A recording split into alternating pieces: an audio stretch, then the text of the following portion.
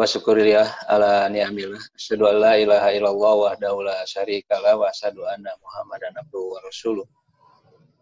Puji syukur, alhamdulillah kita bisa bersilaturahim walaupun di dunia maya pakai Zoom meeting. Terima kasih kepada bapak-bapak, ibu-ibu yang telah hadir mengikuti kegiatan ini karena merupakan bentuk perhatian terhadap pendidikan anak-anak kita. Bapak Ibu, pertama ingin kami sampaikan tahniah walaupun di ujung bulan Syawal, taqabbalallahu minna wa minkum. Biasanya ketika all normal ya, ketika sebelum pandemi ini kami sosialisasi program dan silaturahim itu ketika Bapak Ibu mengantarkan putra-putrinya ke pondok.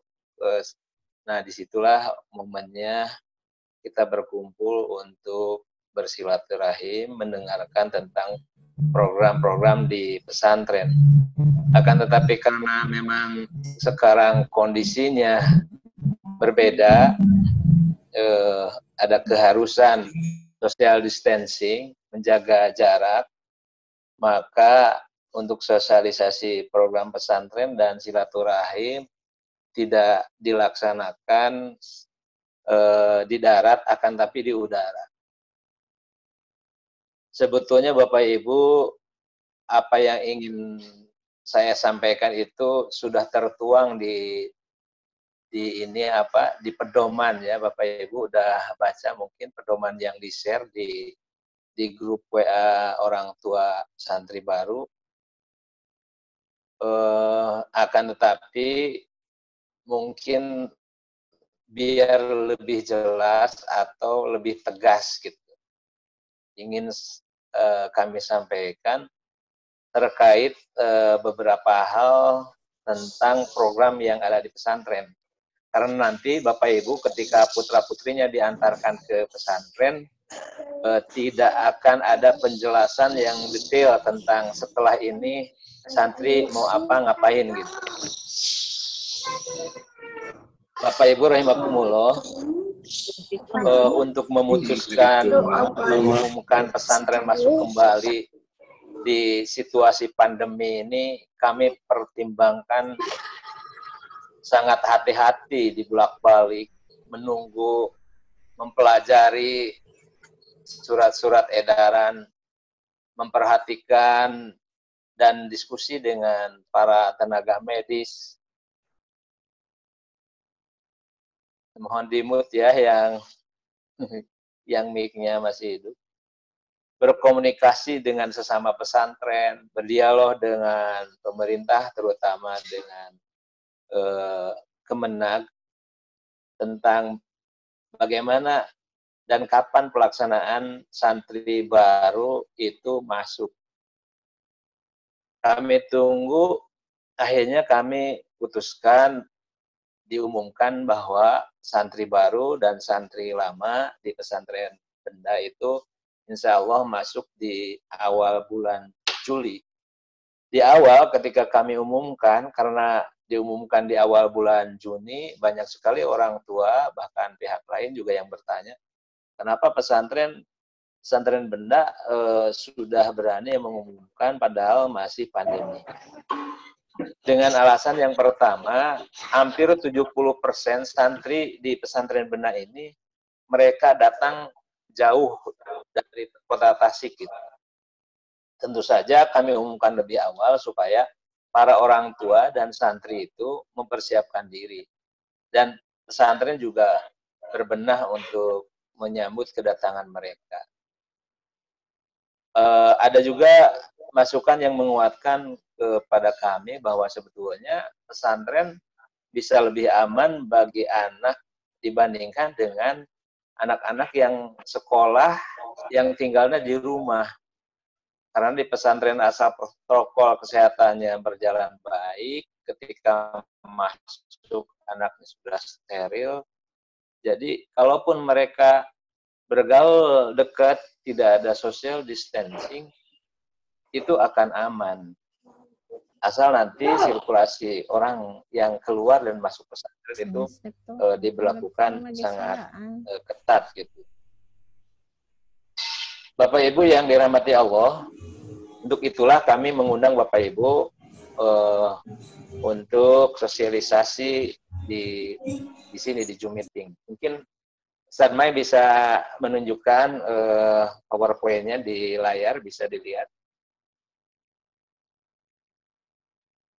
Ustaz Mai, ya.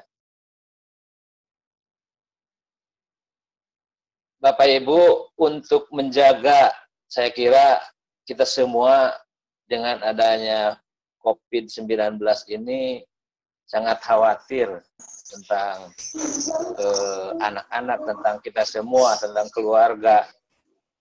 Tentu saja ketika diumumkan pesantren masuk, kekhawatiran itu tidak kemudian berkurang, bahkan bisa jadi menjadi khawatir ketika akan mengirimkan anaknya ke pesantren. Untuk itulah makanya kami mewajibkan sejak hari ini dan seterusnya, Bapak Ibu bisa mengkarantina secara mandiri anaknya di rumah.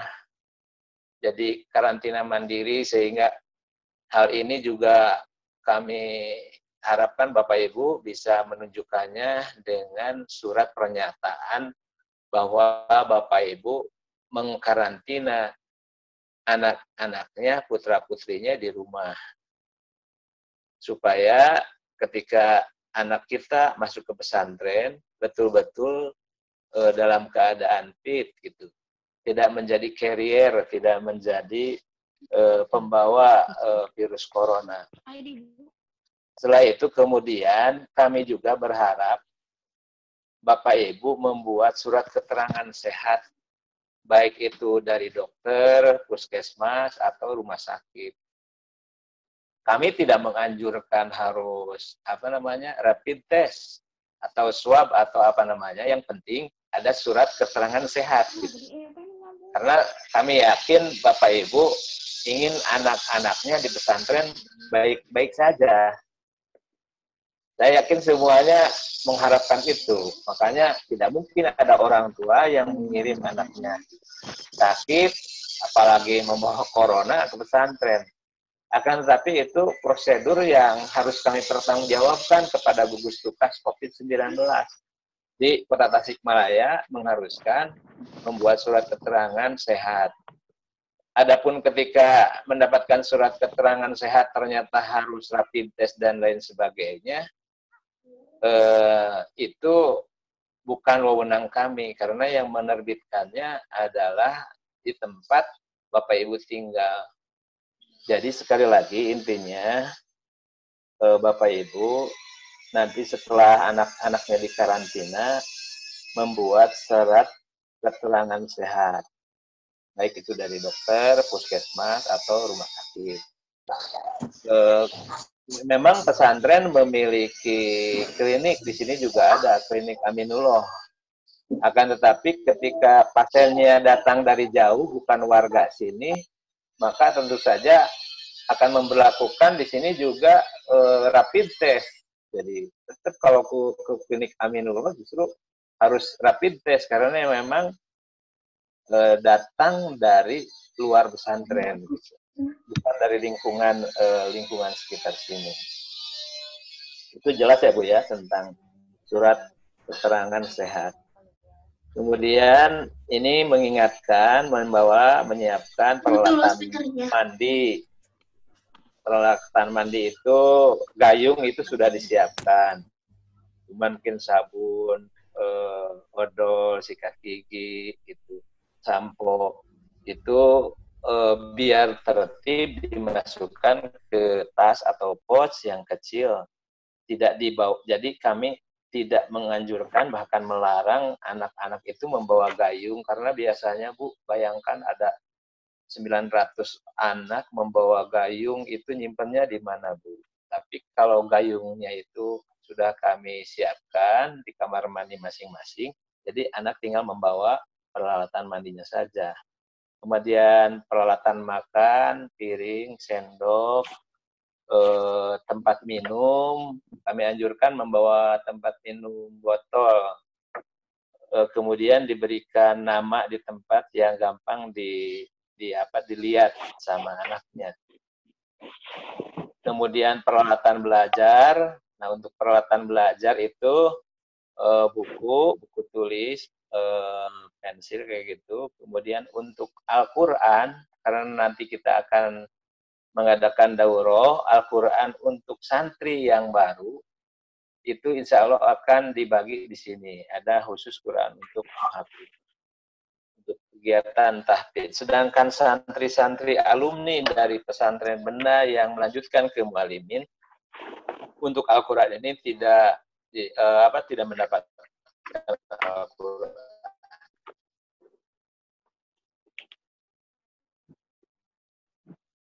Kemudian Bapak Ibu, kami juga batasi orang yang mengantar ke pesantren. Orang dan itu pun harus keren dengan protokol kesehatannya bisa terjaga. Ketika anaknya diantar ke pesantren, itu kami juga karena apalah artinya kita mengkarantina 14 hari ketika berangkat di angkutan umum, umpamanya kalau kita nggak mau ya kan, kemudian diantar 2 orang menggunakan kendaraan pribadi, dan itu pun hanya Bapak Ibu boleh menunggu atau membantu anak-anaknya dalam penempatan maksimal 1 jam. Jadi tidak lebih dari 1 jam. Setelah 1 jam kami persilakan keluar. Kemudian ketika nanti di surat keterangan sehat itu ditunjukkan, kemudian Bapak Ibu juga akan dicek suhu tubuhnya, kemudian harus memakai masker dan diminta cuci tangan, tidak bersentuhan, tidak bersalaman dengan siapapun, orang yang tidak kenal kecuali keluarganya. Kemudian nanti kepada anak-anaknya supaya menjaga peralatan pribadinya, jangan sampai dipakai, dipinjam oleh orang lain. Nanti ketika sampai di pondok, Bapak Ibu check-in terlebih dahulu di Gedung Serbaguna Aminullah untuk menyerahkan surat keterangan sehat yang dibuat bersama pernyataan mengkarantina anak, karena ini akan menjadi dasar hukum bukti bahwa kami melakukan prosedur protokol kesehatan. Kemudian jangan lupa membawa perlengkapan administrasi bagi yang belum, fotokopi KTP, akte kelahiran, kemudian akte anaknya fotokopi. Kemudian melakukan pembayaran biaya pendidikan bagi yang belum selesai, bagi yang ada sesi angsuran dilanjutkan di sesi ini. Kemudian juga mengambil seragam. Seragam itu bisa dibawa karena seragam itu belum jadi, Bu. Kami tidak bisa mengukur ukuran anak-anak apakah SML gitu, makanya kami berupa kain, kecuali untuk pakaian olahraga. Baju itu bisa dibawa bahannya sama ibu pulang ke rumah, atau bisa juga dijahitkan oleh tukang jahit yang ada di sekitar pesantren. Nanti petugasnya akan ada. Dan membuka rekening BSM. Membuka rekening BSM ini tidak wajib, akan tetapi hanya ingin memudahkan orang tua bila anak-anaknya ingin dikirimi uang saku. Diharapkan Bapak Ibu bisa membuka rekening BSM, kemudian nanti syaratnya itu biasa fotokopi KTP sama kakak, nanti anak akan mendapatkan buku tabungan dan ATM.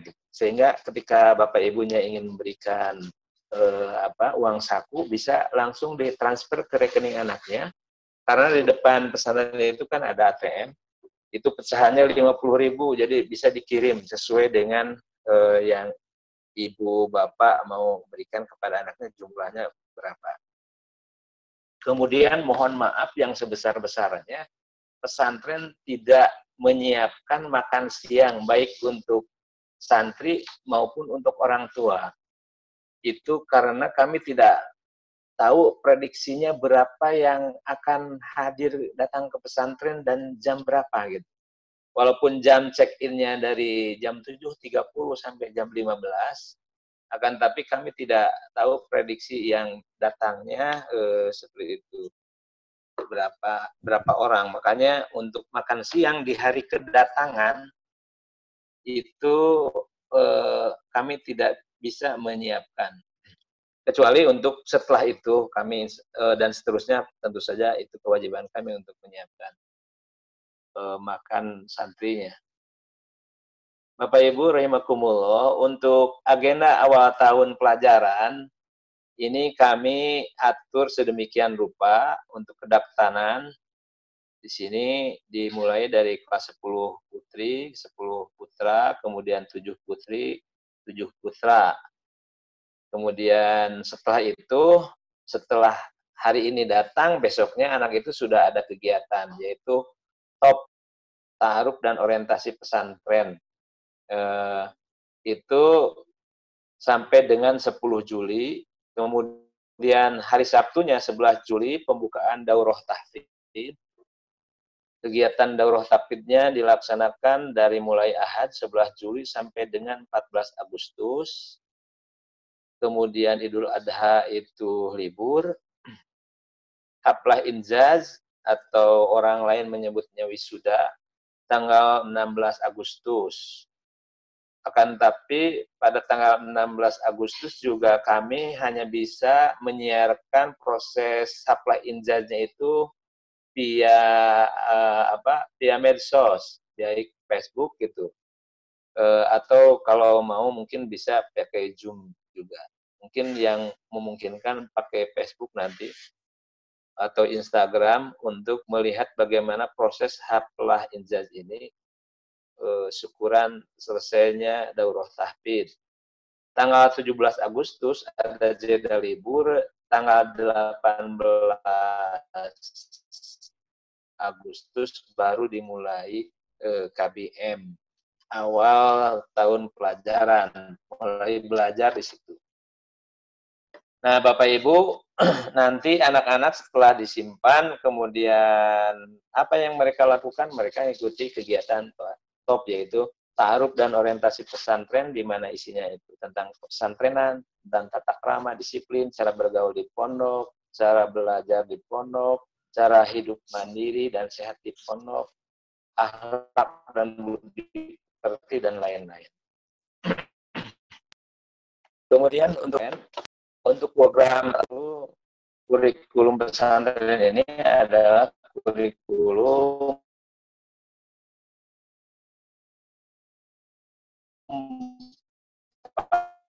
paduan atau formulasi dari kurikulum Kementerian 2. Ada raport madrasah santri. Setiap pembagian raport biasanya raport madrasah ini hanya diberikan di ujung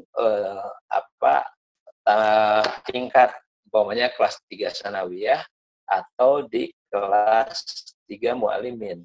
Yang dibagikan itu hanya raport pesantren saja. Kemudian program pesantren juga ada program bahasa, ada kegiatan hari di mana setiap santri di awal tahun dari 4 tahun ke belakang selama kurang lebih 1 bulan wajib mengikuti daurah tahfidz Al-Quran. Jadi anak-anak diminta untuk menghafal selama kurang lebih 1 bulan. Kalau yang tahun sekarang mulai tanggal 11 Juli sampai dengan 14 Agustus.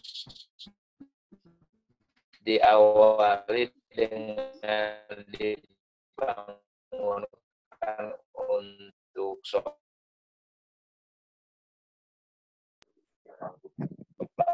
Hilang suaranya, tahajud, Pak. pada subuh, tidur jam, agenda di buku Bapak Ibu mungkin bisa dilihat. Untuk selanjutnya setelah mereka daurah tahfidz itu, kemudian di setiap hari ada murojaah. Ada murojaah. Murojaah ini setiap hari mereka mengulang hafalan. Itu di jam KBM. Antara jam 11 sampai jam 12. Nah, itu kegiatan murojaahnya. Untuk selanjutnya ada juga pesantren membuka kelas tahosus. Membuka kelas tahosus. Cek.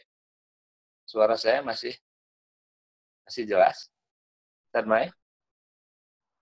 Masih Pak Ustaz, tapi jelas Ustaz, jelas. Masih Jelas jelas. ya? Masih jelas. Untuk kelas tahosus. Nah, ini untuk kelas tahosus ini khusus bagi anak-anak tingkat mu'alimin. Jadi program tahosus ini diawali dengan daurah tahfidz Al-Quran. Kemudian nanti santri yang mempunyai hafalan paling banyak dari kelas 10, umpamanya minimal itu yang tahun kemarin itu ada 10 juz, tapi itu mungkin. Nah, anak itu kemudian ditawari anaknya dan ditawari orang tuanya juga. Mau nggak anaknya masuk ke kelas tahosus?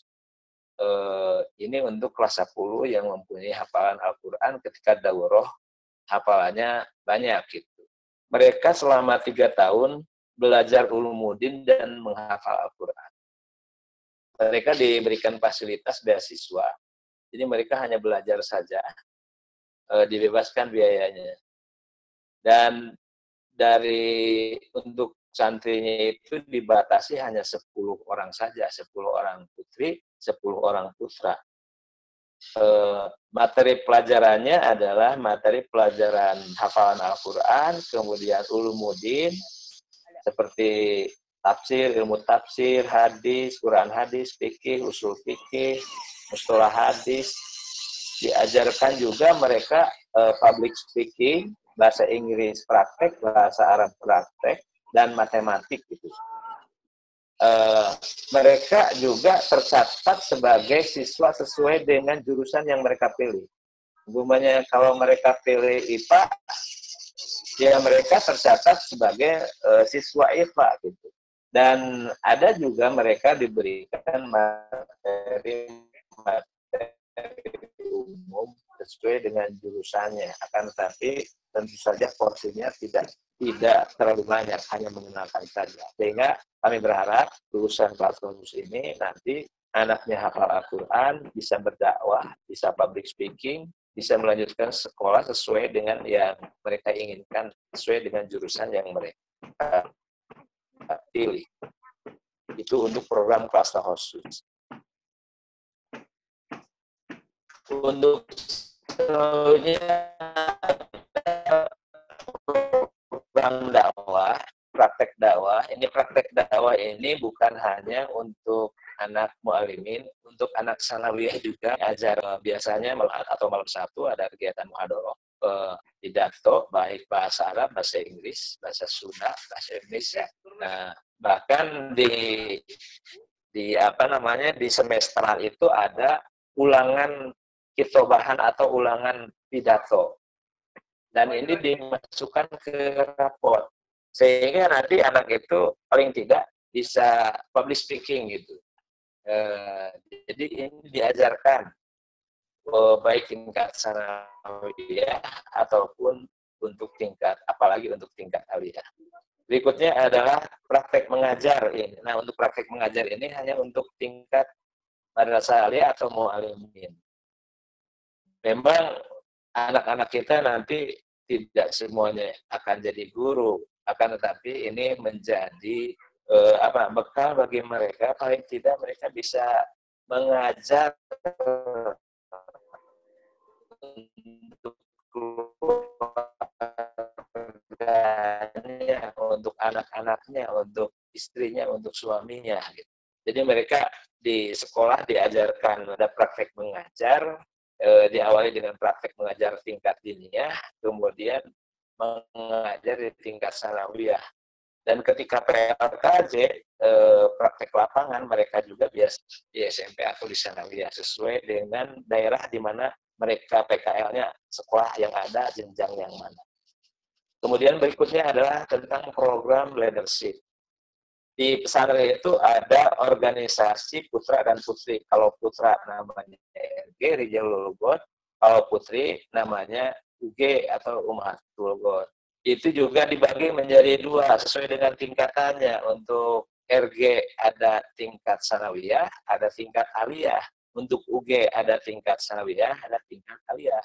Sehingga ini santri memiliki kesempatan yang seimbang untuk berorganisasi. Jadi mereka memiliki pengalaman untuk berorganisasi lebih tinggi kesempatannya karena memang semuanya bisa menjadi pengurus di organisasi. Belum lagi ada organisasi turunan seperti pramuka, santri husada, safala, ada majalah dinding dan lain sebagainya. Sehingga anak-anak di pesantren itu kegiatannya padat sekali. Selanjutnya adalah program pesantren untuk jurnalistik. Nah, untuk jurnalistik ini memang porsinya lebih besar untuk tingkat mu'alimin atau aliyah, walaupun untuk tingkat sanawiyah juga ada, akan tetapi untuk tingkat sanawiyah hanya pada pengelolaan majalah dinding saja yang mereka punya. Kemudian pesantren juga ada program riset. Program riset ini adalah program khusus untuk kelas 12. Program ini merupakan program wajib dan syarat untuk mengikuti ujian akhir. Biasanya program riset ini tertuang menjadi sebuah paper, kajian pustaka.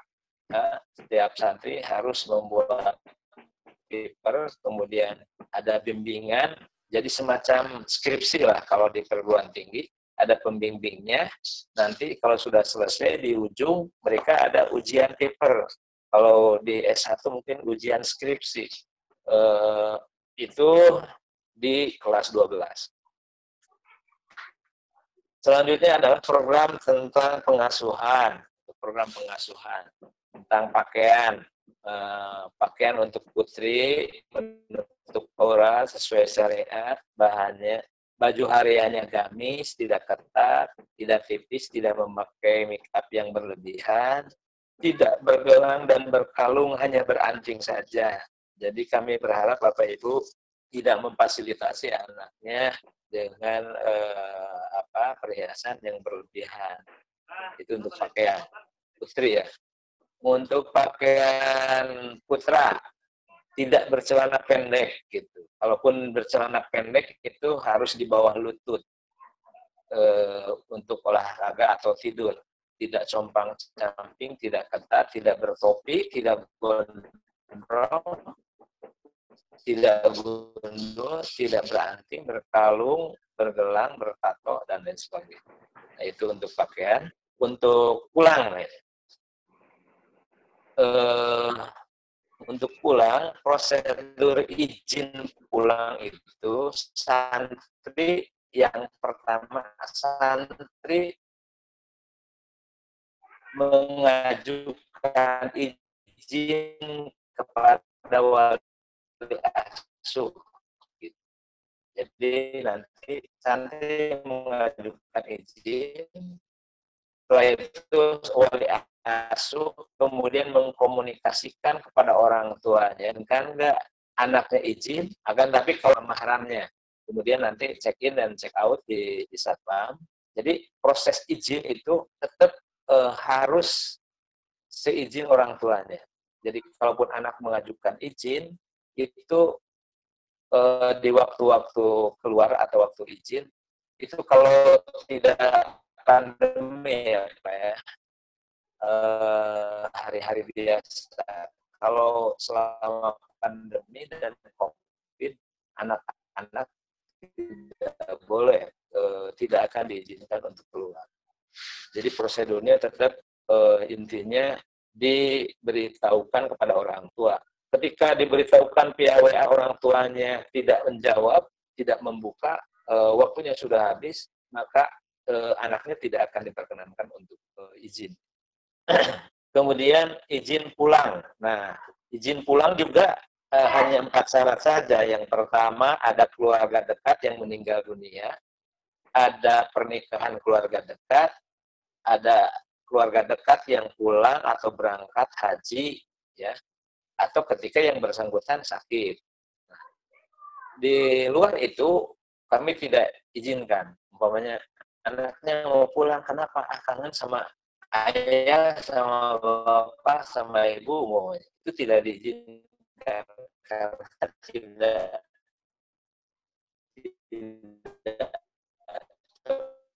termasuk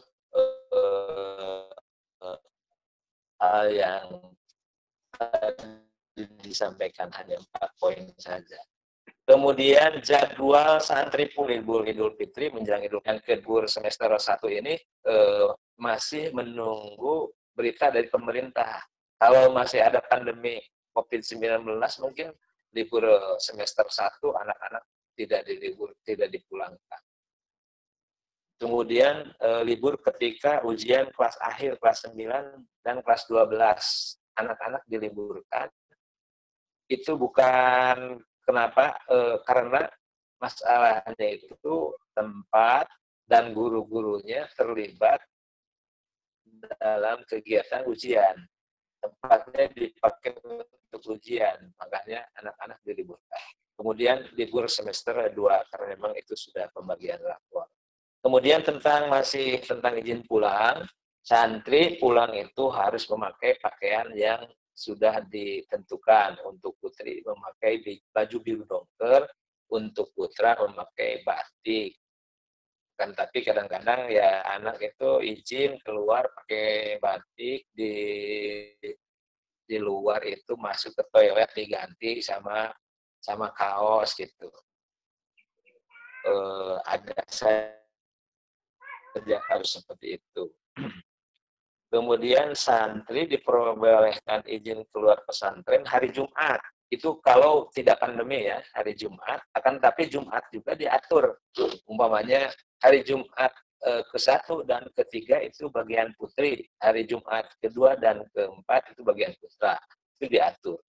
Akan tapi bagi santri-santri yang mempunyai catatan tertentu, tidak akan diizinkan pulang atau keluar dari pesantren. Apalagi kalau memang ada request dari orang tuanya, anak saya jangan dikasih izin keluar kumaha oge, anak saya mah jangan dikasih, apalagi kasih catatan seperti itu akan diperhatikan. Kemudian tentang menjenguk, berkunjung ke pesantren, 1, berpakaian muslimah ya Pak Ibu. Selain mahram dilarang menemui santri. Jadi kami berharap Bapak Ibu jangan mengutus orang yang bukan mahramnya, bukan saudaranya. Kemudian tidak boleh merokok ya Bapak-bapak di lingkungan pesantren. Kemudian orang tua yang mengajak santri keluar wajib izin. Karena memang ada kejadian Bapak. Bapaknya datang berkunjung kepada anak-anaknya, kemudian dia membawa santri yang lain dimasukkan ke mobil box, Bapak, dimasukkan ke dalam mobil box. Untungnya kelihatan sama satpam. Pas sudah masuk di gerbang sama satpam, Bapak itu yang di mobil box apa? Nggak ada apa-apa, katanya. Padahal di dalamnya ada santri, pas dibuka santri, coba Pak. Ada orang tua yang seperti itu.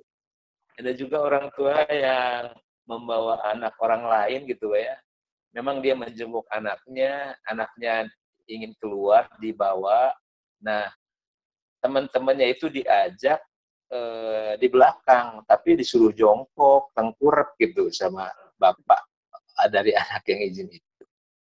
Bapak Ibu jangan melakukan seperti itu, karena bayangkan kalau hal itu terjadi kepada anak-anak kita, tiba-tiba dibawa, tidak bertanggung jawab gitu. Ada Pak, saya ceritakan ini karena memang kejadian. Jadi tetap harus izin kalaupun mau membawa. Kemudian dilarang mengajak santri lain keluar, nah yang ini tadi. Walin santri dilarang tidur di asrama. Gitu. Karena memang fasilitasnya seperti itu, kasihan anak-anak kita kalau ukuran dipan itu cuma 70 loh Pak. Kalau Bapak Ibu nginep di sana, tidurnya seperti apa? Mendingan kalau tidurnya bisa dipaksakan, ini takut nanti murobi salah ngebangunin gitu ya. Pas masuk untuk sholat witir.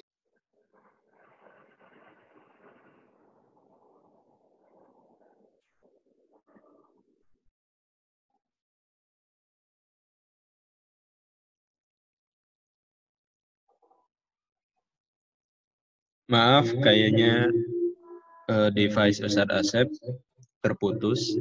Ditunggu sebentar.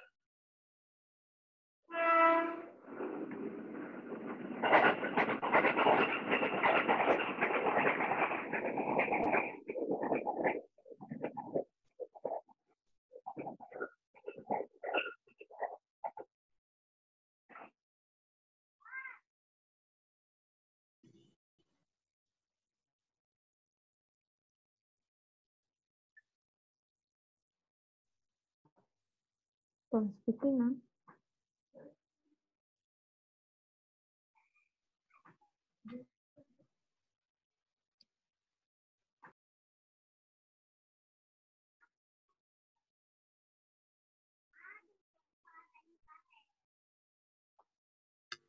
Cek, ada ya?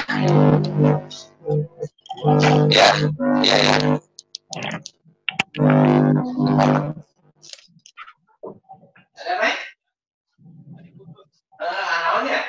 Nanti aja tuh. Ya udah biarin. Sini.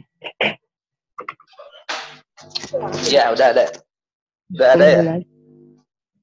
Kalau sama anak-anak ini. Cek. Ntar nyusul. Ya, cek.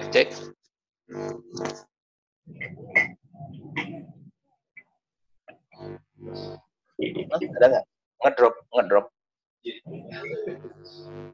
Ada. Cek 1, 2, 3. Tuh ganti aja. Ada nggak? Baik, kita lanjutkan, Bapak Ibu.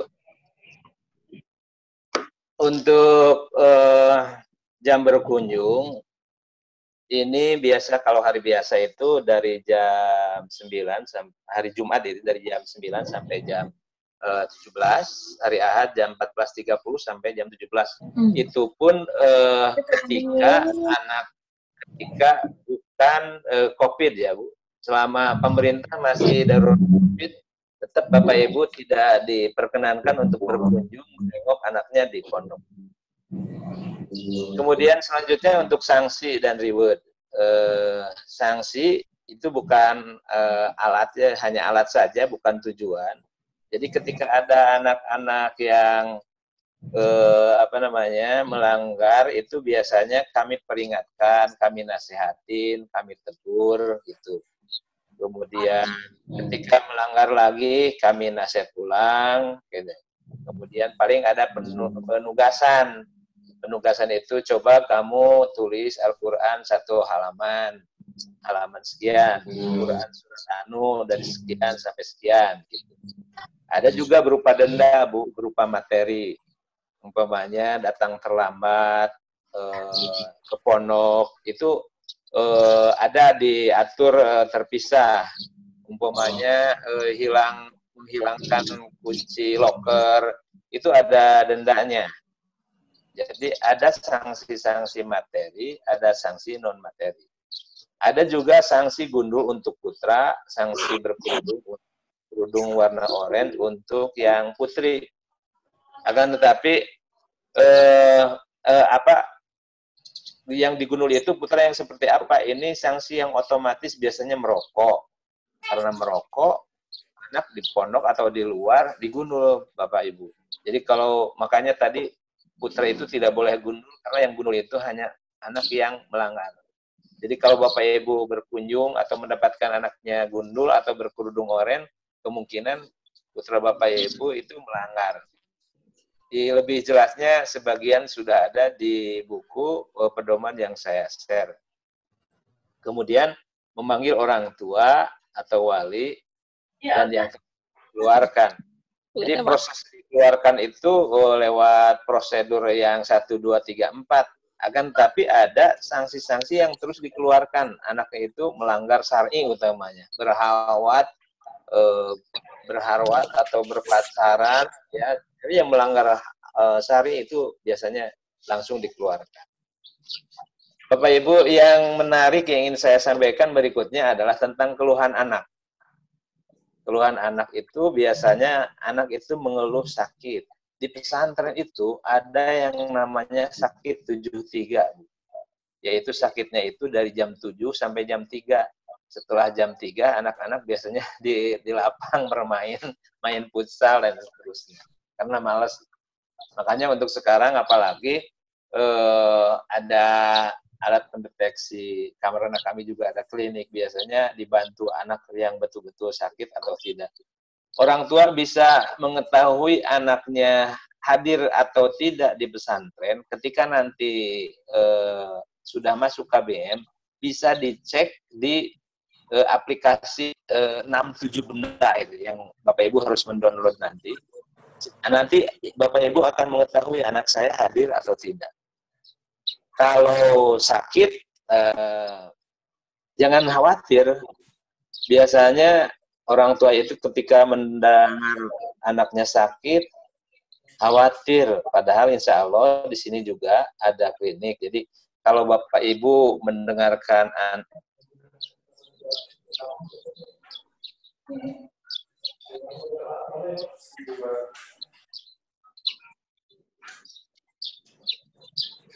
Terus Kak Iga? Kak Iga aja sana. Duka? Apa kita sama?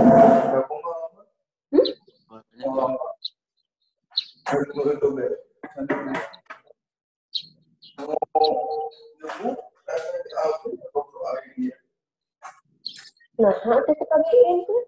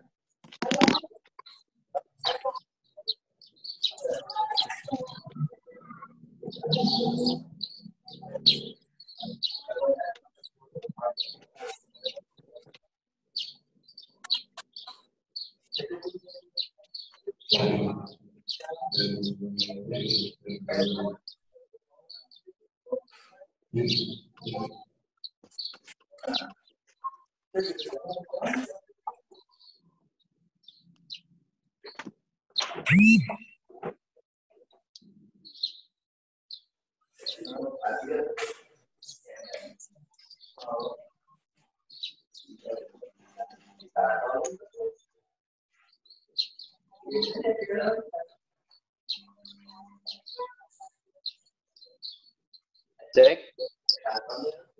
Ya, untuk keluhannya sakit. Bapak Ibu nggak usah khawatir kalau putra-putrinya sakit, karena kalau kabar itu datang dari anaknya, berarti anaknya baik-baik saja. Artinya bisa mengabari. Kalau dari temannya juga belum tentu. Karena kalau anak Bapak Ibu betul-betul sakit, kami urus biasanya dibawa ke klinik, kami urus. Kalaupun harus dirawat, biasanya memberikan kabar kepada orang tua bahwa anaknya harus dirawat. Kemudian keluhan berikutnya adalah tentang air. Tentang air minum. Di pesantren itu sudah ada tahap filterisasi air ya. Jadi insya Allah airnya bisa diminum. Main aplikasinya main airnya.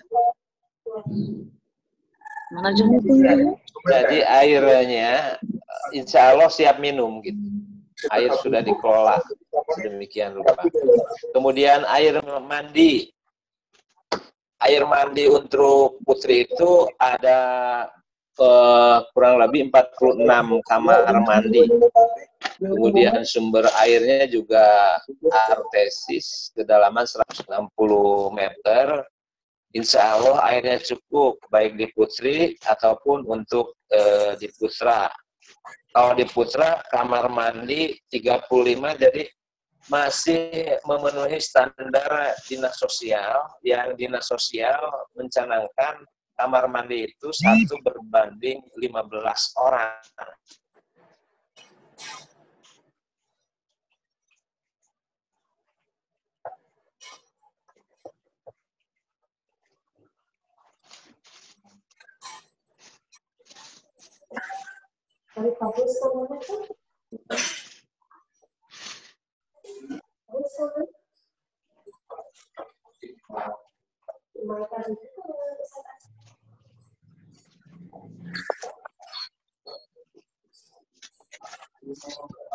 Baik, kita lanjutkan Bapak Ibu. Ada banyak gangguan teknis, mohon maaf. Untuk selanjutnya adalah tentang keluhan anak.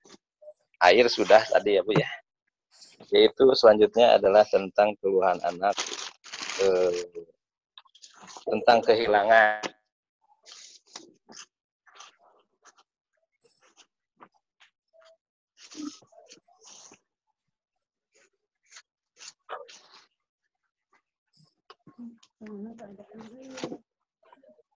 Itu menjemur pakaian yang jatuh, dan itu pakaiannya biasanya tidak diambil gitu. Makanya di dalam gambar yang kami share di situ baju itu banyak sekali. Makanya nanti Bapak Ibu ketika anak-anaknya datang ke pesantren dimohon memberikan identitas, nama pada pakaian atau properti pada anak-anak. Yang selanjutnya keluhan anak itu adalah karena jenuh atau lelah gitu. Karena memang anak-anak itu KBM-nya itu sudah dimulai dari sejak sholat tahajud, bangun tahajud mulai dari jam 4, kemudian kegiatan baru selesai di jam 21.30. Nah, itu memang di setiap hari itu ada selingan-selingan istirahat. Anak itu jenuh lah pasti Bu, karena memang mereka tinggal di pondok ya Bu ya.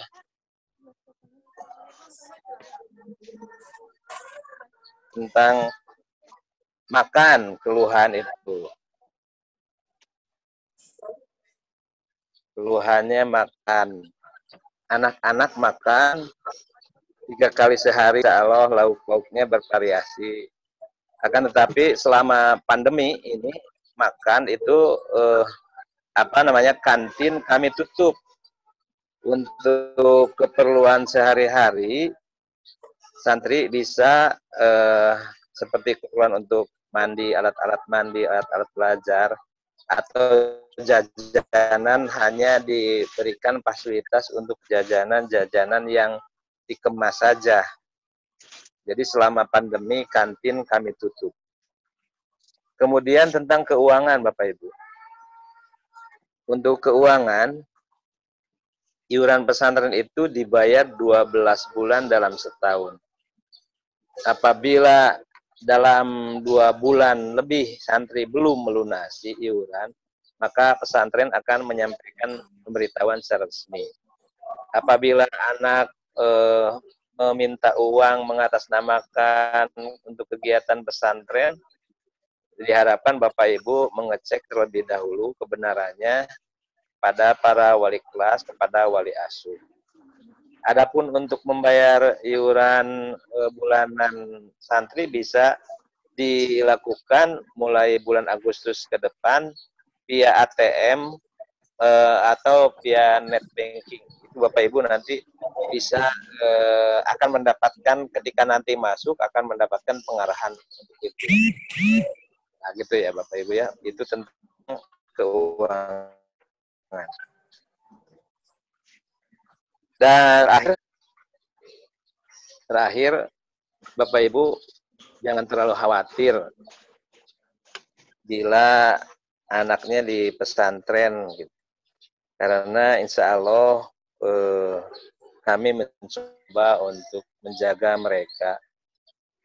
Apabila Bapak Ibu ada hal-hal yang tidak berkenan, coba japri kepada kami, kepada pembimbing, kepada pembina, kepada wali asuh. Kemudian juga Bapak Ibu mohon tidak memberikan buah tangan kepada asatid, kepada murabbi, kepada karyawan untuk menjaga menjaga nama putra-putri Bapak Ibu.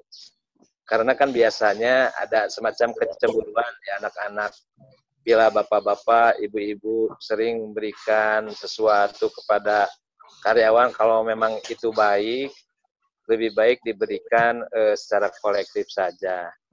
Jadi supaya tidak ada semacam pilih kasih, terutama pembina, murabbi kepada anak-anak, karena melihat mungkin bisa terjadi karena bapak ibunya bager, berehan, memberikan gitu, selalu memberikan sesuatu kepada pembina, karena itu memang manusiawi ya Bapak Ibu. Biasanya ada perlakuan khusus terhadap putra-putri Bapak Ibu. Mana slide-nya Ustadz Mai? Jadi sekali lagi dimohon kepala orang tua tidak memberikan buah tangan kepada para asatid, murabbi, murabbiah, dan karyawan pesantren untuk menjaga muruah ya, untuk menjaga nama baik putra putri Bapak Ibu juga, supaya tidak ada yang dianak emaskan, karena itu akan menjadi kecemburuan. Wah, anak ini mah gampang ya mendapatkan fasilitas pinjam WA, pinjam telepon, dan lain sebagainya. Oh, karena ternyata orang tuanya sering memberikan sesuatu. Nah, itu contoh gitu. Makanya kami berharap orang tua tidak melakukan hal yang seperti itu. Kemudian tidak ada hal-hal yang tidak jelas, silahkan dijawab saja. Berikutnya, apabila Bapak Ibu mempunyai masukan tentang pendidikan untuk perbaikan di pesantren, silahkan sampaikan kepada kami. Kami sangat senang bila Bapak Ibu memberikan masukan terkait untuk kebaikan pesantren. Karena pendidikan adalah tanggung jawab bersama, marilah kita sama-sama mendisiplinkan anak-anak kita, karena ternyata untuk mendisiplinkan anak-anak itu tidak cukup kami saja, justru perlu bantuan dari Bapak Ibu semua. Sebagai contoh kasus saja, ada anak yang di-warning supaya tanggal sekian harus sudah sampai di pesantren. Justru yang tidak disiplinkannya orang tuanya, nanti saja karena dan sebagainya. Itu salah satu contoh. Kemudian Bapak Ibu juga mohon bila ada undangan dari pesantren datang, kalaupun tidak datang memberikan kabar supaya kami mengetahui apakah informasi yang disampaikan dari kami kepada Bapak Ibu itu sampai atau tidak. Tidak ada gading yang terletak, banyak sekali kekurangan yang kami miliki di pesantren. Makanya kami berharap titik membangun sangat kami sampaikan. Sangat kami tunggu. Dan terakhir, barangkali Bapak Ibu berminat untuk investasi, ada rencana kami ingin membebaskan tanah di sekitar pesantren seluas 500 bata seharga 3M. Ini untuk pengembangan sarana prasarana di pesantren. Kemudian kami juga ingin membangun ruang rawat inap santri di klinik Aminullah. Karena kalau santri sakit biasanya harus dirawat, itu kami belum cukup, biasanya harus dirujuk ke rumah sakit. Dan kami pun ingin merenovasi lantai Masjid Putra An-Nur karena ukurannya terlalu pendek, sehingga kalau sujud itu santri kadang-kadang menginjak kepala temennya atau kadang-kadang menginjak kepala asatidnya karena memang terlalu pendek sapnya. Jadi Bapak Ibu di pesantren Benda ada kurang lebih 1.000 santri terdiri dari anak santri tingkat TK sampai dengan mualimin, ada kurang lebih 200 orang karyawan, mungkin 300 orang bersama klinik itu. Jadi kegiatan di pesantren ini sangat tinggi dan insya Allah bila Bapak Ibu berinvestasi di pesantren akan menjadi amal jariah yang subur. Saya kira itu saja yang bisa saya sampaikan. Mohon maaf banyak gangguan karena maklum ini Zoom meeting. Ini sampai saya harus juga pindah karena memang sinyalnya kurang kuat. Bila ada hal yang ingin ditanyakan, disampaikan, bisa di chat di WA, di grup, atau bisa juga di sini dengan fasilitas terbatas. Kami silakan kepada Ustadz Mai untuk mengelola bila ada pertanyaan. Silakan Ustadz Mai. Bismillahirrahmanirrahim. Kepada Al-Ustadz Asep, selaku pimpinan pesantren Persis 67 Benda, kami ucapkan terima kasih atas pemaparannya, segala informasinya. Dan bagi orang tua santriwan santriwati, baik kelas sanawiyah maupun mualimin yang masih penasaran, yang ingin ditanyakan, silahkan di unmute sendiri ya mic-nya, tapi bergantian. Kita tidak rebutan. Ya. Jadi nanti yang bertanya satu-satu. Untuk jumlah penanya berapa orang? Enggak, silakan. Silahkan saja. Oke. Tapi ini terbatas juga, maksudnya tidak akan maksimal seluruhnya bisa dijawab sekarang. Mungkin ada yang harus dijawabnya itu nanti dibincangkan dulu dengan pihak administrasi atau lainnya. Insya Allah pertanyaan apapun dari orang tua yang tidak terjawab sekarang akan kami catat, dan yang butuh didiskusikan dulu dengan pihak administrasi akan didiskusikan dulu, tidak akan langsung dijawab sekarang. Silahkan kepada orang tua santri yang ingin menanyakan. Saya Ustadz. Ya, silahkan. Terima kasih. Terima kasih atas penjelasan. Assalamualaikum warahmatullahi wabarakatuh. Waalaikumsalam. Nama saya Fatmila, saya wali dari Anggun Akila Familia, kelas 7, santri baru. Tadi dijelaskan bahwa selama check-in sampai tanggal 11 Juli 2020 ada orientasi pengenalan sekolah. Di situ ospek. Cuma di situ belum jelas jadwal atau agenda kegiatan dimasukkan di pengumuman. Mohon untuk dimasukkan ke pengumuman. Terima kasih. Assalamualaikum warahmatullahi wabarakatuh. Waalaikumsalam warahmatullahi wabarakatuh. Mungkin bisa langsung dijawab saja ya, Ustadz Asep. Untuk jadwal orientasi itu karena masih belum fix, karena kan santri itu datang ada yang tanggal 10, ada yang tanggal 4, 5, 6 gitu. Jadi intinya kegiatan ketika anak sudah masuk tanggal 4, tanggal 5 itu mereka sudah ada kegiatan. Jadi nanti ada Bapak Ibu yang mengantar anak di tanggal 5 mungkin sudah melihat beberapa santri sudah mengikuti kegiatan. Jadi kegiatannya tentatif, Ibu. Yang pasti di dalam kegiatan itu ada yang tadi saya sampaikan tentang kepesantrenan, tentang belajar, bagaimana cara belajar di pondok, cara hidup sehat di pondok, cara bergaul. dan lain sebagainya. Dan itu yang memberikan materinya adalah santri senior dari kelas 12 bersama para murabi. Makanya waktunya sangat leluasa sekali karena memang mereka santri itu kelas 12 itu ada 120. Jadi bisa bergantian. Sesuaikan. Insya Allah kalau sudah selesai, di sini juga hadir koordinator pembina putri. Mudah-mudahan nanti bisa menge-share ya jadwalnya. Silakan. Saya Pak. Ya, silakan. Boleh? Boleh, silakan.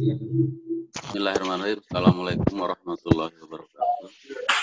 Nama saya sama dengan Pak Ustadz, saya Asep juga. Belakangnya aja yang beda. Saya Asep Supriyatna, wali dari santriwati baru, Hanun Tauhida namanya. Saya tadi menyimak secara keseluruhan dari program yang disampaikan oleh Pak Ustadz. Saya sangat mengapresiasi programnya, sangat bagus. Semoga program tersebut kemudian bisa diaplikasikan pada tingkat praktis. Cuman ada yang menjadi pertanyaan terkait tahfidz Quran. Karena terus terang aja, saya memasukkan anak saya, motif utamanya adalah yang menarik itu karena ada program tahfidz. Nah, pertanyaan saya yang pertama, kalau masuk menjadi santri kemudian selesai, apakah ada target dan kemudian menjadi syarat kelulusan untuk Thanawiyah misalnya selama 3 tahun itu harus untuk ngambil ijazah harus hafal berapa juz gitu. Itu yang pertama. Yang kedua, saya sering diskusi sama teman-teman yang kebetulan mengelola pesantren tahfidz. Nah, syarat untuk menghafal itu yang paling pertama adalah mengerti katanya. Maka itu akan lebih mudah. Kalau menghafal saja, itu sama saja membebani anak itu 10 kali lipat lebih berat. Apakah kemudian untuk menghafal ini, anak-anak itu kemudian dikasih untuk mengerti atau mempelajari maknanya, karena itu kemudian menjadi instrumen untuk memudahkan anak-anak itu menghafal Quran. Gini tuh, yang terkait dengan materi. Terus kemudian yang kedua, ini pertanyaan teknis. Karena pas nyantri nanti mungkin alat komunikasi diambil dan disita menjadi kalau kemudian yang satu, kalau tidak membawa itu gimana Pak cara komunikasinya gitu? Kalau ada hal-hal misalkan yang sifatnya mendadak, apakah komunikasi dengan pihak Ustadz langsung atau wali atau dengan siapa? Saya kira itu aja pertanyaannya. Terima kasih. Assalamualaikum warahmatullahi wabarakatuh. Assalamualaikum warahmatullahi wabarakatuh. Untuk program tahfidz, memang pesantren Benda ini adalah bukan pesantren khusus tahfidz. Akan tetapi berdasarkan pengalaman selama 4 tahun ke belakang, santri setelah kegiatan tahfidz dengan sebelum kegiatan tahfidz, hasilnya sangat berbeda. Kalau pesantren Benda, pesantren tahfidz, saya kira gak ada masalah. Akan tetapi karena pesantren Benda ini pesantren yang tidak khusus tahfidz, akan tetapi bila ada santri yang memiliki kemampuan menghafal Al-Quran lebih tinggi dibandingkan dengan teman-temannya, maka itu kami fasilitasi. Jadi makanya dibuat kelas khusus itu untuk memfasilitasi santri-santri yang memiliki kemampuan menghafal Al-Quran lebih cepat gitu. Karena memang tidak semua anak memiliki kemampuan menghafal yang cepat. Jadi menghafal Al-Quran itu, kemampuan itu bermacam-macam. Nah, untuk target itu sebetulnya target kami itu setiap 1 kali daurah itu mereka hafal Al-Quran 5 juz. Akan tetapi yaitu tadi kemampuan menghafal itu terbatas. Akan tetapi kami memiliki untuk tingkat sanawiyah gitu ya. Mereka minimal 6 juz itu harus hafal Al-Quran untuk mengambil ijazah. Karena memang bisa jadi ya itu tadi akan menjadi beban kalau anak itu kemudian ditekankan. Karena di sini kan bukan pesantren tahfidz, mereka belajar ilmu seperti halnya madrasah aliyah atau pesantren-pesantren pada umumnya. Akan tetapi bagi mereka juga difasilitasi untuk menghafal Al-Quran. Dan bahkan kami memberikan fasilitas kepada mereka yang mempunyai hafalannya banyak. Adapun untuk santri bila ada keperluan bagaimana, nanti Bapak Ibu insya Allah dalam waktu ketika Bapak Ibu registrasi ke sini bisa mendapatkan share nomor wali asuh. Jadi untuk di pondok ada wali asuh, untuk di kelas ada wali kelas. Nah, Bapak Ibu bisa minta tolong ke dua-duanya. Akan tapi kalau bisa dipilah untuk urusan perkembangan akademik itu bisa ke wali kelas, untuk pengasuhan bisa ke wali asuh, termasuk bila ada keperluan di luar KBM maka ke wali asuh. Saya kira itu dulu mungkin. Kepada ibu-ibu yang ada kepentingan, silakan. Kalau tidak ada pertanyaan bisa lab dari grup, nggak apa-apa. Kalau masih ada silakan Ustaz Mai. Ya, disilakan bagi orang tua yang masih ingin menanyakan tentang program pesantren atau nanti proses persiapan masuk asrama dan lain sebagainya. Sebenarnya kalau untuk persiapan masuk ke asrama dan lain sebagainya dan pedoman-pedoman secara umum sudah disampaikan di buku pedoman yang sudah di-share juga di grup WA. Kalaupun ada yang belum merasa belum dapat karena di grup keburu tertutup sama informasi-informasi yang lainnya, mungkin nanti bisalah kami share sekali lagi buku pedoman atau pengumuman-pengumuman lain yang terkait dengan penerimaan santri baru di Pondok Pesantren Versis 67 Benda di grup WA, grup orang tua MA maupun orang tua MTS. Nanti di-share ulang. Bagi yang ingin bertanya, kami silahkan, masih dibuka. Boleh bertanya, Ustadz? Ya, silahkan Ibu. Iya. Ini Bismillahirrahmanirrahim. Saya termasuk orang tua yang baru masuk ke santri ke pesantren Benda. Dalam situasi pandemi ini jika memang ada daerah mungkin yang masih tidak memungkinkan untuk mengikuti kegiatan di pesantren, bagaimana kebijakan pesantren terhadap anak atau santri, calon santri yang tidak bisa mengikuti program belajar dari mulai bulan Juli, Ustaz? Kebijakannya. Ya. Terima kasih. Baik. Untuk anak yang memang di daerahnya belum ada izin atau belum bisa untuk keluar, bisa Bapak Ibu nanti melakukan daurah tahfidnya di rumah. Tinggal nanti setor, mungkin nanti kalau daurah tahfid setornya ke orang tuanya, nanti orang tuanya yang melaporkan secara voice kepada panitia nanti yang ditunjuk. Jadi nanti kalau kami sudah melakukan check-in akan mendata siapa saja santri yang tidak masuk atau belum masuk ke pesantren. Nanti KBM tanggal 18 Agustus sudah dimulai. Jadi kalaupun tidak tanggal 4 bisa nanti di tanggal 18 Agustus check-in-nya. Itu saja. Baik. Silakan. Kalau masih ada. Bagi yang hendak bertanya, silakan. Ya, boleh.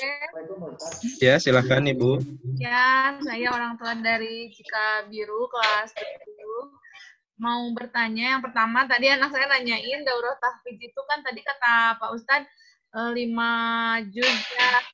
Itu tentuin sendiri sama kita atau nanti misalnya si A juz berapa gitu atau di dua kan itu habis gitu. Ya, habis itu Pak habis wisuda tahfiz ya, ketika daurahnya udah selesai katanya biasanya orang tua ketemu ya, berarti mungkin karena pandemi ini berarti tidak ada pertemuan dulu mungkin ya, seperti itu ya. Terima kasih. Tidak ada. Untuk daurah Ibu hasil hafalan itu kami tidak ingin membebani anak gitu. Jadi anak itu kemampuannya berapa gitu. Jadi akan tetapi menurut hitungan kami biasanya kan kemarin waktu tes itu anak-anak bisa lebih dari 1 juz untuk hafal.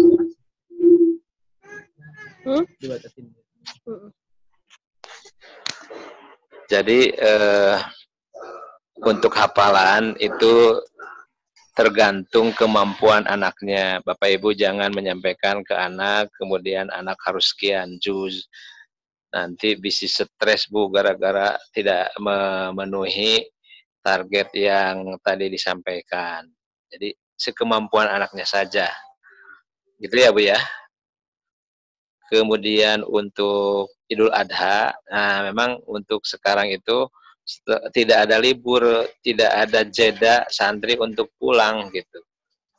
Tidak ada kepulangan karena nanti kalau anak-anak kita pulang repot Bu, harus kesininya harus dikarantina lagi. Sudah aja mereka di sini terus. Bahkan untuk semester liburan semester 1 di ujung bulan Desember juga kita belum tahu pandemi ini seperti apa. Kalaupun tidak memungkinkan untuk pulang, mungkin anak-anak masih tetap di pondok gitu Bu. Gitu. Kemudian hari-hari libur di pesantren, tanggal-tanggal merah, itu di pesantren tidak libur Bu. Jadi kecuali tanggal 17 Agustus saja.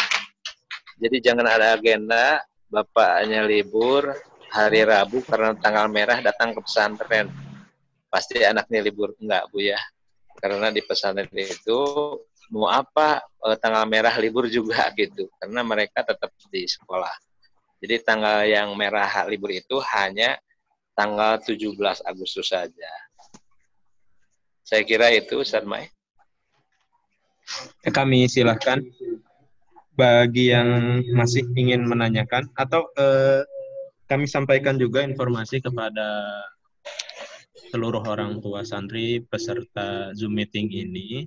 Yang pertama, kalau merasa sudah cukup informasinya dan hendak live dari Zoom meeting ini, sudah kami silahkan. Tapi kalau masih penasaran dengan pertanyaan-pertanyaan dari orang tua lainnya dan masih ingin mendengarkan, kami juga persilahkan.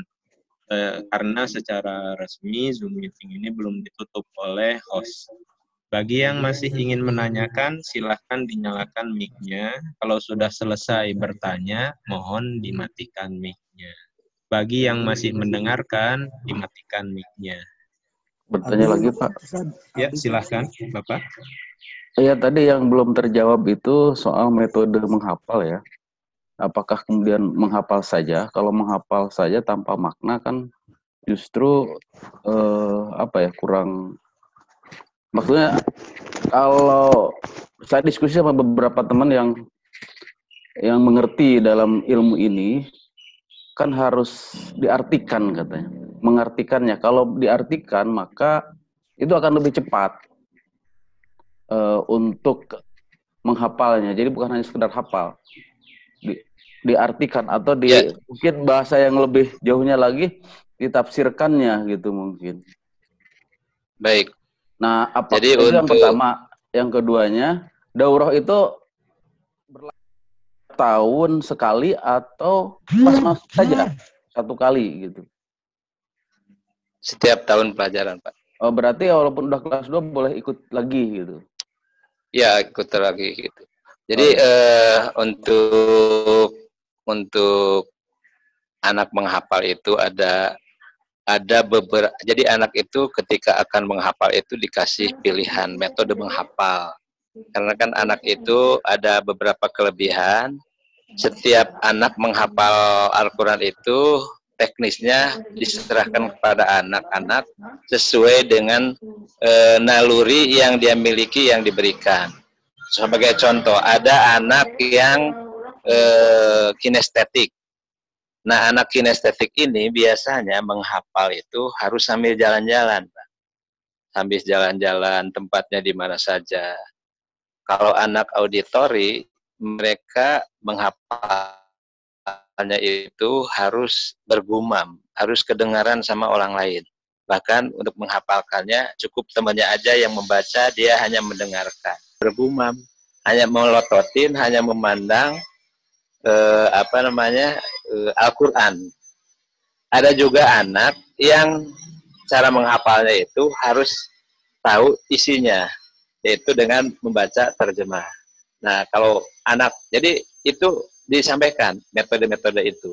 Biasanya anak yang ini cerita tentang Nabi Yusuf, ceritanya seperti ini, maka menghafalnya pun akan gampang karena memang mengikuti alur ceritanya. Akan tetapi hal itu tidak berlaku bagi anak-anak yang tadi yang disampaikan.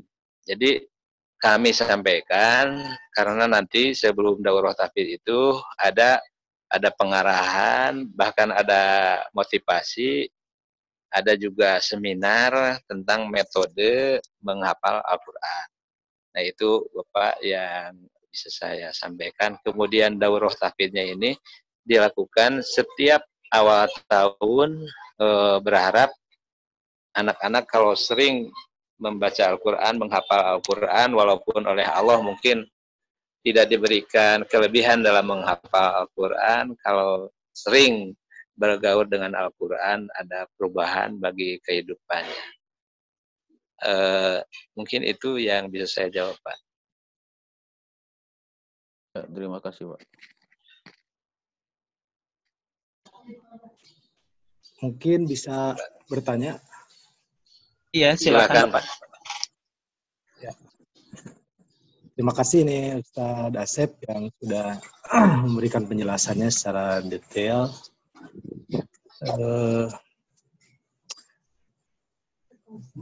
Pertama, mungkin ada beberapa hal yang mungkin ingin saya sampaikan, terutama terkait kekhawatiran sebagian orang tua. Jujur memang masih ada dalam pengertian situasi pandemi ini, karena kan memang kan tidak bisa menjamin yang zona hijau, kuning, oranye sampai yang merah sekalipun tidak berinteraksi gitu. Kalau kita lihat protap yang disampaikan oleh pemerintah itu kan memang cukup ketat, baik oleh Kemendikbud maupun Kemenag. Nah,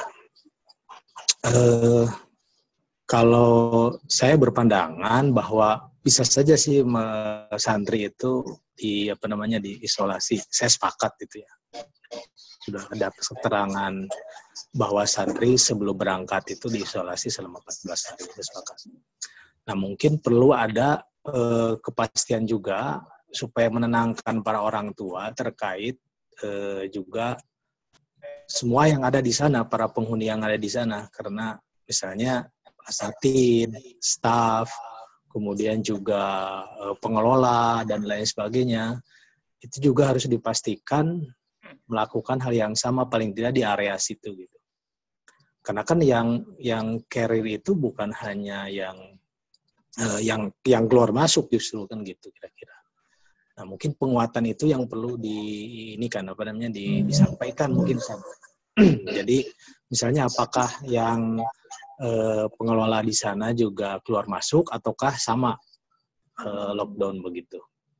Ya, mungkin. kangen ada geregan, pengen Ustaz kangen ada geregan sepuh-sepuh sepados.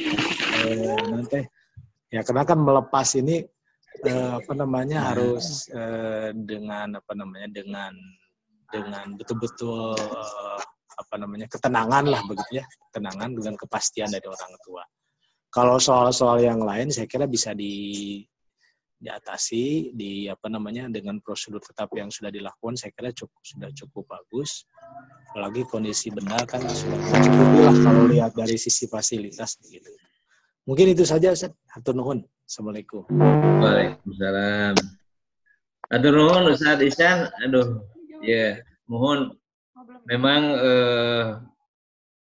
nanti kami juga akan melakukan hal yang sama, tempat juga akan dikarantina, nanti pesantren akan diadakan penyinaran ultraviolet, jadi tidak disemprot pakai disinfektan, karena pernah kami mencoba penyemprotan disinfektan itu di pondok kalahkah jadi kalotor gitu, susah untuk menyemprotnya.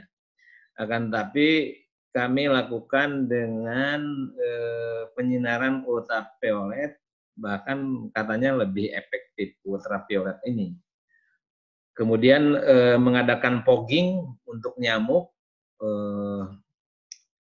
dan untuk karyawan karena di sini masih ada renovasi bangunan. Untuk karyawan pesantren asatid itu prosedur protokoler COVID diberlakukan. Untuk karantina, kami belum bisa mengkarantina seluruh asatid karena memang bisa dibayangkan ada untuk hanya menampung murabiyah yang kurang lebih ada 40 orang saja, tempatnya itu pas gitu, pas bisa. Kalau sekarang asatidnya harus dikarantina di pondok, sepertinya tidak akan cukup gitu fasilitasnya. Cuman pesantren hanya melakukan prosedur protokol gitu, mewanti-wanti kepada asatid. Kan kalau di pondok biasanya sudah biasa santri itu salam gitu ya, suntangan gitu, bahkan ke ustadahnya gitu, ya sama lah. Makanya untuk darurat COVID ini tidak diberlakukan, tidak boleh lah, tidak boleh santri salam sama karyawan atau sama siapapun, tidak diperkenankan bersentuhan gitu. Jadi itu yang bisa kami lakukan terhadap karyawan dan terhadap asatid yang ada di lingkungan pesantren.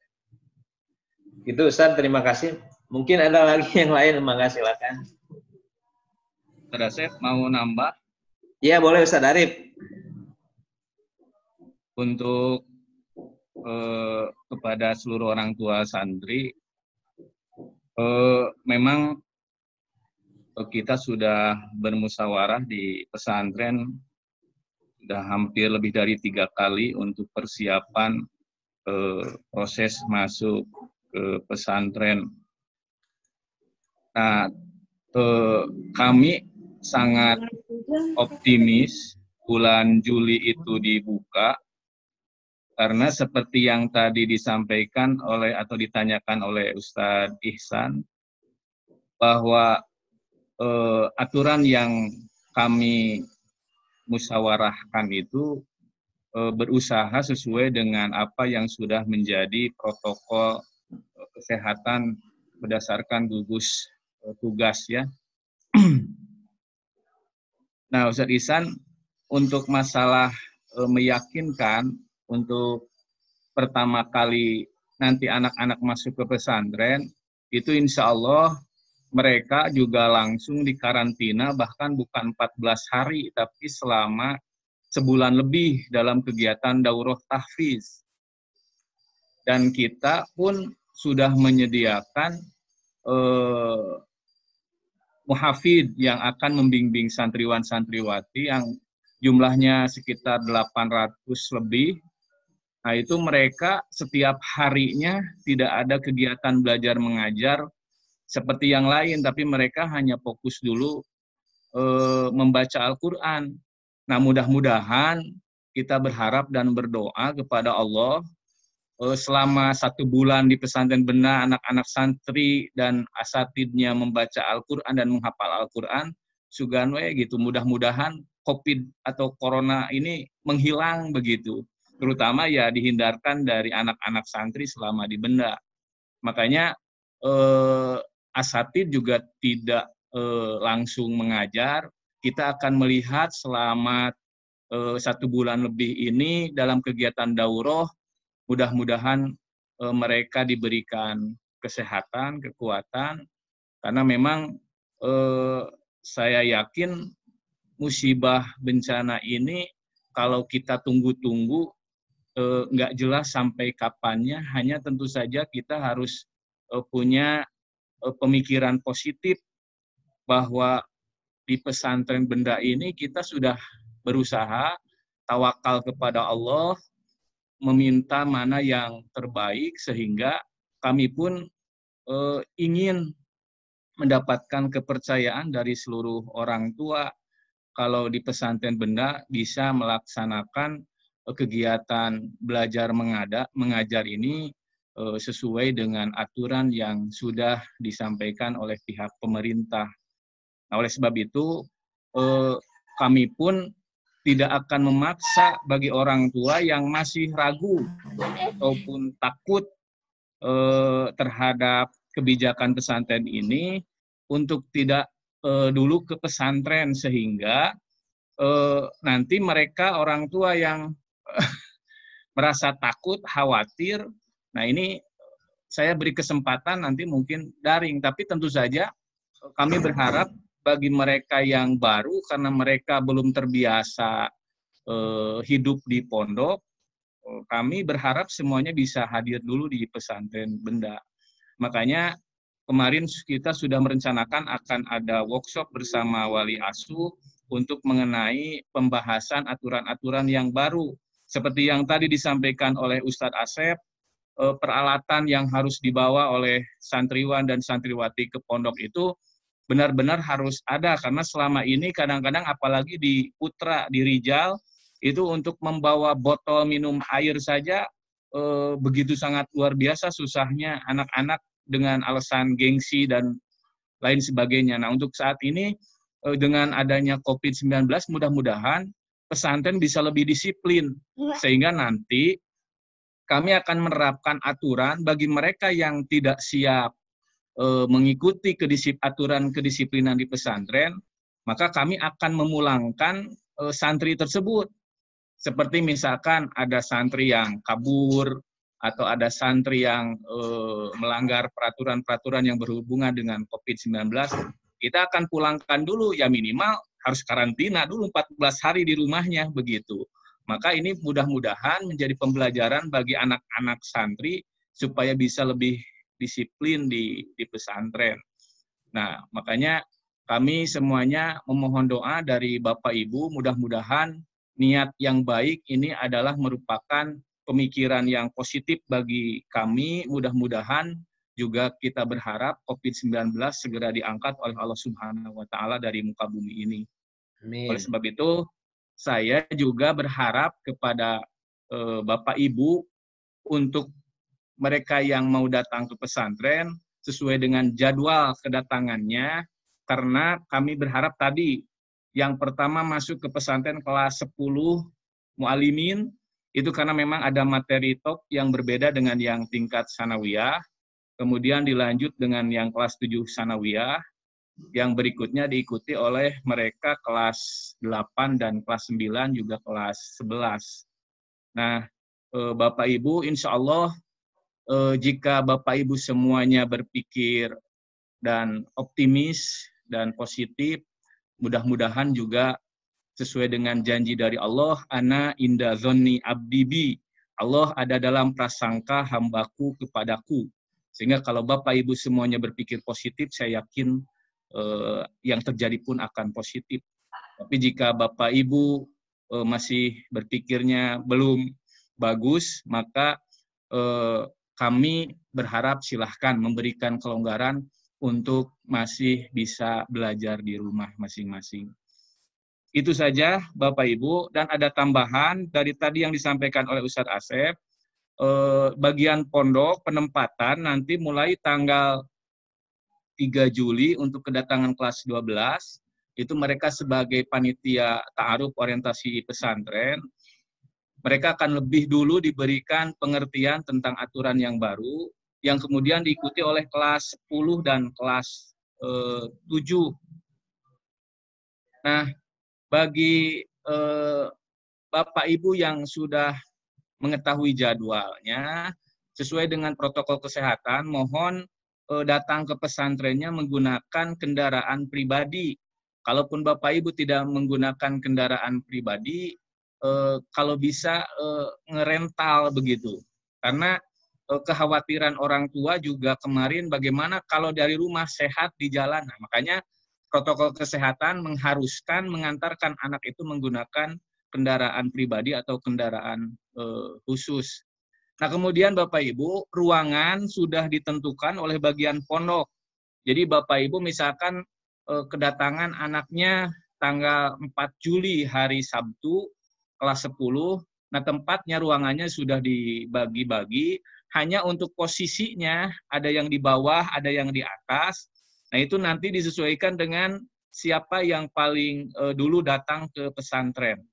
Jadi kalau Bapak Ibu nanti pas datangnya terlambat, pas datang ke ruangan ternyata sudah penuh, berarti Bapak Ibu nanti anaknya itu maaf saja, berarti menempati tempat yang sisa yang ada, baik itu di atas ataupun di bawah.